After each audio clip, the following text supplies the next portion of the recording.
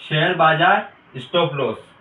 देखिए, stop loss एक ऐसा टूल है जिसका उपयोग निवेशक हमेशा अपना लॉस कम करने के लिए करता है। देखिए, शेयर बाजार में ऐसा माना जाता है कि चाहे आपको मुनाफा कितना भी क्यों ना हो, लेकिन लॉस हमेशा आपका सीमित होना चाहिए। यदि आपकी पूंजी सलामत है तो देर सवेर लाभ कमाने का मौका आपको मिल ही जाएगा, ऐसा कहा जाता है।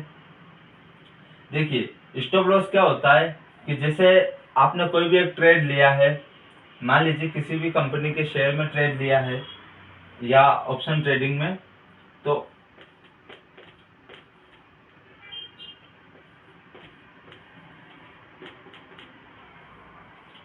स्टॉप लॉस, देखिए आपने एक ट्रेड लिया जैसे 100 रुपए पर,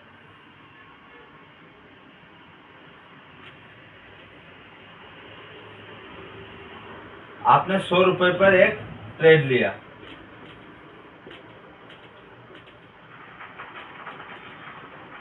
और आपने सोचा कि यार मैंने 100 पर ट्रेड लिया है तो मेरा प्रॉफिट भी सोचे होगा, तो प्रॉफिट आपने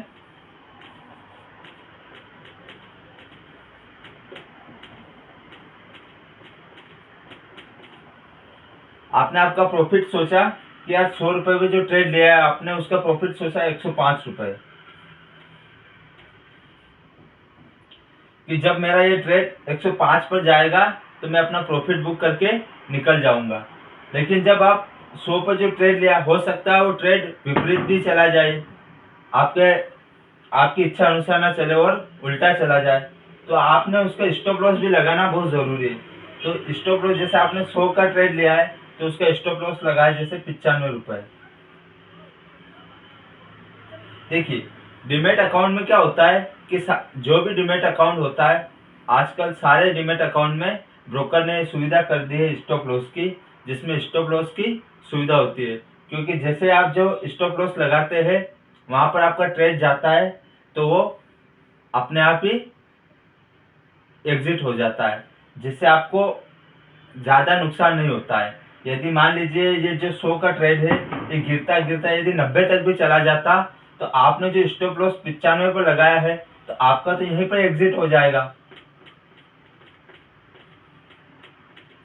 आपका तो यहीं पर एग्जिट हो जाएगा। लेकिन अगर इसके बाद भी अगर 90 तक भी जाता तो आपका तो ज्यादा नुकसान हो जाता ना।